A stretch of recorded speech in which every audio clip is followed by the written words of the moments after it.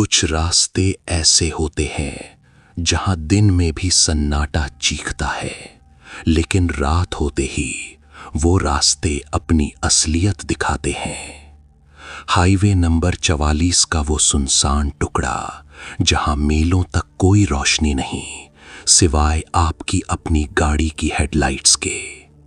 कहते हैं अगर रात के 3 बजे वहां गाड़ी रुक जाए तो इंसान को पीछे मुड़कर नहीं देखना चाहिए, क्योंकि पीछे वो नहीं होता जो आप सोचते हैं। पीछे होता है सिर्फ वो पुराना बरगद का पेड़ और उसकी भूख। रवि को इन बातों पर कभी यकीन नहीं था। वो पेशे से एक सेल्स मैनेजर था और अक्सर देर रात तक ड्राइविंग करना उसकी आदत थी। उस रात भी कुछ अलग नहीं था। घड़ी में रात के 2:45 हो रहे थे। एसी की ठंडी हवा और म्यूजिक सिस्टम पर बजता एक पुराना गाना उसे जगाए हुए था, लेकिन उसे अंदाजा नहीं था कि आज की रात उसके जीवन की सबसे लंबी रात होने वाली है। अचानक हवा बदल गई। गाड़ी के सामने वाला कोहरा इतना घना हो गया कि बोनट दिखना भी मुश्किल हो गया। रवि ने वाइपर तेज किए, लेकिन वो कोहरा कांच के बाहर नहीं, शायद फिजाओं में घुला हुआ था। तभी एक झटका लगा, जैसे किसी ने चलती गाड़ी को अपने नंगे हाथों से पीछे खींच लिया हो। इंजन की आवाज घुर्र घुर्र और फिर खामोशी, एकदम मरे हुए इंसान जैसी खामोशी। रवि ने इग्निशन की चाबी घुमाई, कच कच कच। इंजन ने कोई जवाब नहीं दिया। उसने फिर कोशिश की, फिर वही सन्नाटा। उसके माथे पर पसीना आ गया, जबकि एसी अभी भी ऑन था। उसने हेडलाइट्स ऑन ऑफ की और तभी उसकी नजर सामने पड़ी। सड़क के किनारे अंधेरे को चीरता हुआ वो खड़ा था, एक विशालकाय सदियों पुराना बरगद का पेड़। वो पेड़ सामान्य नहीं था। उसकी जटाएं जमीन को ऐसे छू रही थीं जैसे किसी बूढ़ी डायन के बिखरे हुए बाल। तना इतना मोटा था कि 10 लोग मिलकर भी उसे घेर ना पाए।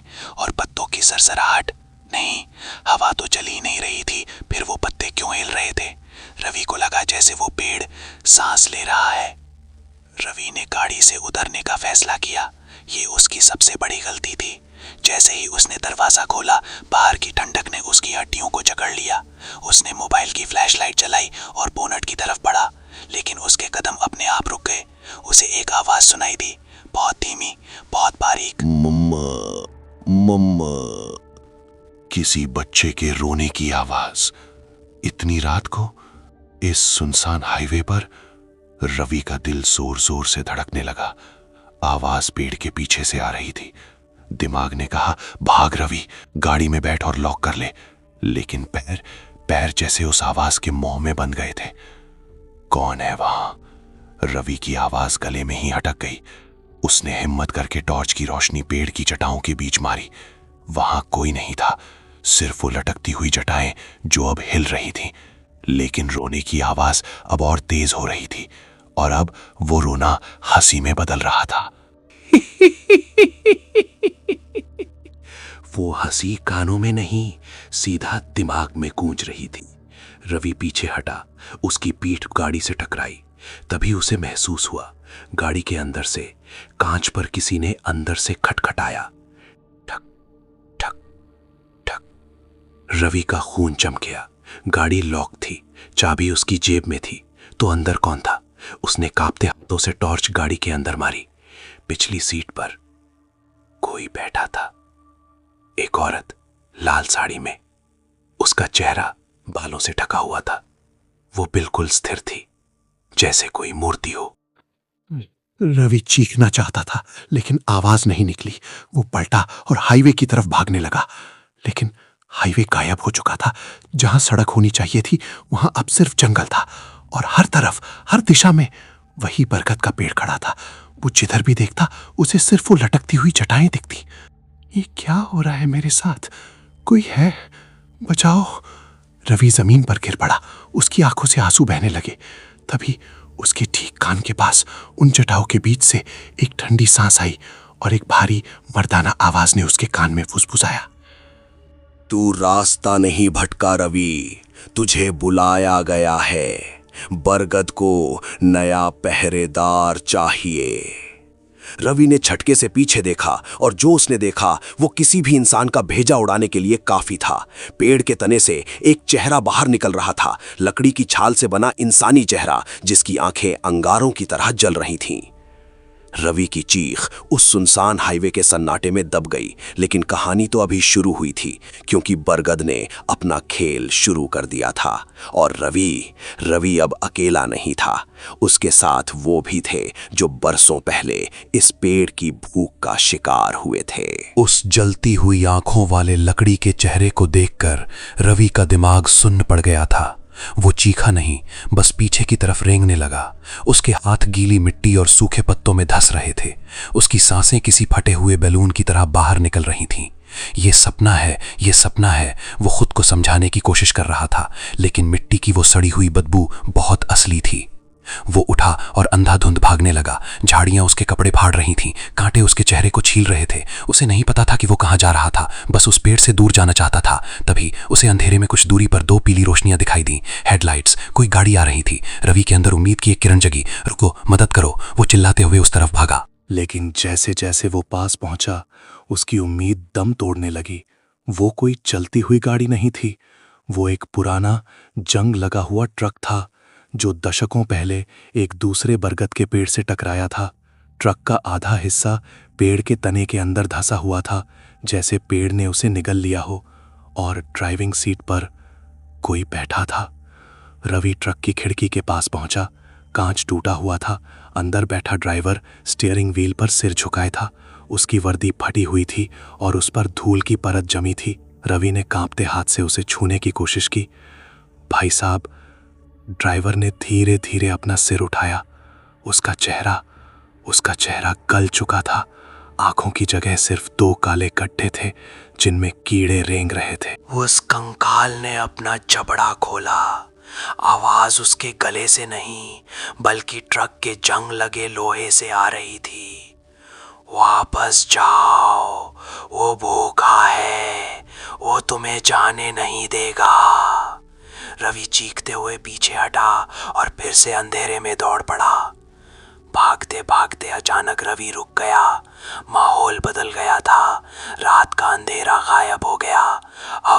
अब वहां दिन का उजाला था, लेकिन ये सूरज की रोशनी नहीं थी। ये एक अजीब सी पीली, बीमार कर देने वाली रोशनी थी। वो एक खुले मैदान में खड़ा था और सामने वही बरगद का पेड़ था, लेकिन इस बार पेड़ के नीचे एक परिवार पिकनिक मना रहा था। एक पल के लिए रवि को लगा कि शायद वो बच गया है।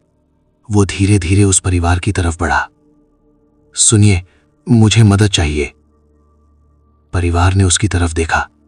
माता पिता, 2 छोटे बच्चे, वो सब मुस्कुरा रहे थे, लेकिन उनकी मुस्कान बहुत चौड़ी थी, जैसे किसी ने चाकू से उनके चेहरे पर स्माइल काट दी हो।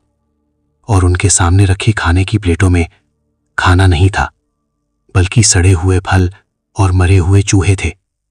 यहां से भागो, ये जगह ठीक नहीं है, रवि चिल्लाया, लेकिन उन्होंने कोई जवाब नहीं दिया। वे बस मुस्कुराते रहे। तभी रवि ने देखा कि पेड़ की जटाएं सांपों की तरह जमीन पर रेंगती हुई उनकी तरफ बढ़ रही थीं। जटाओं ने उनके पैरों को जकड़ लिया। नहीं, हटो वहां से। रवि उनकी तरफ दौड़ा, लेकिन बहुत देर हो चुकी थी। उन जड़ों ने परिवार को जमीन के अंदर खींचना शुरू कर दिया।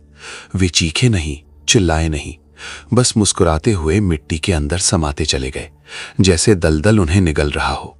देखते ही देखते वहां कोई नहीं था, सिर्फ वो पीली रोशनी और वो विशाल पेड़।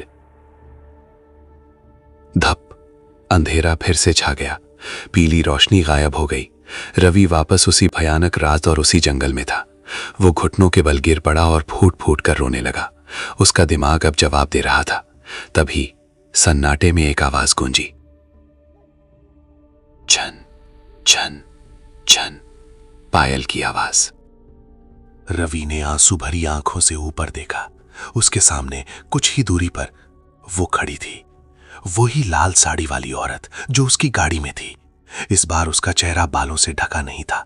वो बहुत खूबसूरत थी, दुल्हन के लिबास में सजी हुई, लेकिन उसकी त्वचा संगमरमर की तरह सफेद और ठंडी थी, और उसकी आंखें, उनमें अथाह दुख भरा था।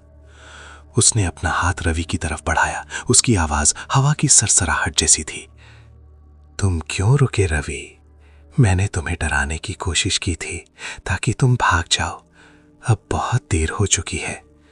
रवि ने हकलाते हुए पूछा, तुम कौन हो? औरत ने पेड़ की तरफ देखा, जैसे उसे उससे डर लग रहा हो। मैं वो हूं जिसका इंतजार कभी खत्म नहीं हुआ। मेरी बारात इसी हाईवे से गुजर रही थी 50 साल पहले। गाड़ी खराब हुई और फिर इस पेड़ ने हमें चुन लिया। हम सब अब इसकी जड़ों का हिस्सा है और अब तुम्हारी बारी है। नहीं, मैं यहां नहीं मरूंगा। रवि उठ खड़ा हुआ, लेकिन औरत ने दुख से सिर हिलाया। वो तुम्हें जाने नहीं देगा। तभी जमीन डोलने लगी। रवि के पैरों के नीचे की मिट्टी फट गई। एक विशालकाय मोटी जड़ किसी अजगर की तरह जमीन से बाहर निकली और उसने रवि के टखने को जकड़ लिया। छोड़ो मुझे। रवि ने छूटने की कोशिश की, लेकिन जड़ की पकड़ लोहे जैसी मजबूत थी। उसने रवि को जमीन पर गिरा दिया और उसे घिसकते हुए उस आदमखोर पेड़ के मुख्य तने की तरफ ले जाने लगी। अंधेरे में पेड़ का वो लकड़ी वाला चेहरा फिर से उभर आया और इस बार वो मुस्कुरा रहा था। रवि के नाखूनों के नीचे की खाल उधड़ चुकी थी। वो जमीन को, जड़ों को, घास को, हर चीज को पकड़ने की कोशिश कर रहा था, लेकिन वो अदृश्य ताकत उसे किसी खिलौने की तरह खींचती जा रही थी। उसकी पतलून फट चुकी थी, पैरों से खून बह रहा था और वो अब पेड़ नहीं लग रहा था। वो एक विशाल काय काला राक्षस था जो अपना मुंह खोले अपने निवाले का इंतजार कर रहा था। भगवान के लिए कोई तो बचाओ। रवि की आवाज अब सिर्फ एक गुर्राहट बनकर रह गई थी। उसे पेड़ के तने के पास खींच लिया गया। वहां की हवा में सड़े हुए मांस की बदबू थी। पेड़ के तने में एक दरार थी। नहीं, वो एक दरवाजा था, अंधेरा, गहरा और गीला, जैसे किसी जानवर का पेट हो। उसके अंदर से हजारों धीमी आवाजें आ रही थीं। आ जाओ, आ जाओ। अचानक उस लाल साड़ी वाली आत्मा ने छलांग लगाई। वो हवा में तैरती हुई आई और उसने रवि के पैर को जकड़े हुए उस जड़ को अपने दोनों हाथों से पकड़ लिया। उसकी हथेलियों से सफेद धुआं निकलने लगा, जैसे वो अपनी रूह की ताकत से उस जड़ को जला रही हो। जड़ तिलमिला उठी, पकड़ ढीली हुई। भागो रवि, भागो, वो आत्मा चिल्लाई। उसकी आवाज में दर्द था। रवि को मौका मिल गया। उसने झटका देकर अपना पैर छुड़ाया और लंगड़ाते हुए दूसरी तरफ भागा। वो हाईवे की उस सड़क की तरफ भागा जो उसे धुंधली सी दिखाई दे रही थी। बस थोड़ा और, बस थोड़ा और।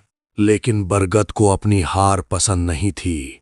पूरा जंगल कांपने लगा। पत्तों से एक तेज आंधी चली। गद्दार!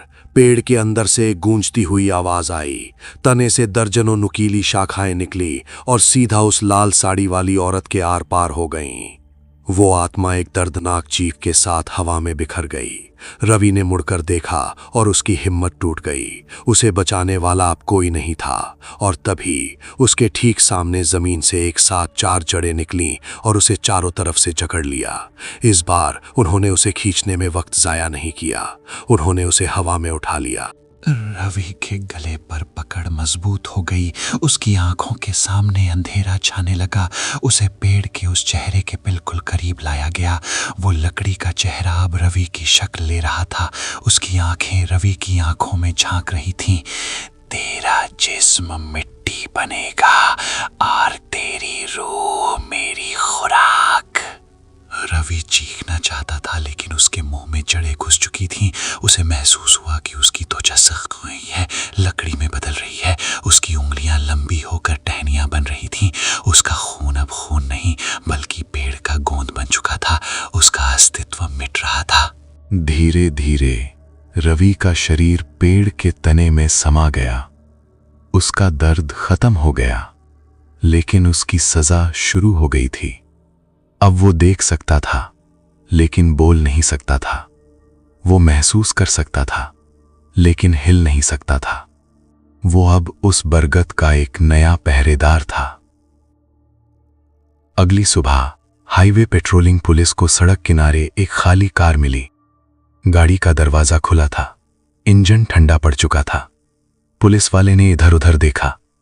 अरे, लगता है कोई गाड़ी छोड़कर चला गया। उसने अपने साथी से कहा, यार ये जगह मुझे ठीक नहीं लगती, चल जल्दी गाड़ी टो कर लेते हैं।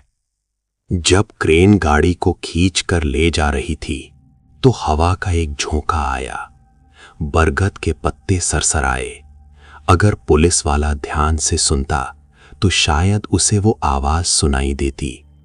पत्तों की सरसराहट नहीं, बल्कि एक नई ताजा आवाज जो रोते हुए कह रही थी, मम्मा मम्मा। रवि की कहानी खत्म हो गई, लेकिन बरगद की भूख अभी भी बाकी है। वो वहीं खड़ा है, हाईवे नंबर 44 के उस मोड़ पर, इंतजार कर रहा है। शायद अगली गाड़ी आपकी हो। अगर कभी रात को वहां से गुजरो और कोई बच्चा रोता हुआ सुनाई दे तो गाड़ी रोकना मत, बस रेस पेडल दबाना और पीछे मुड़कर कभी मत देखना।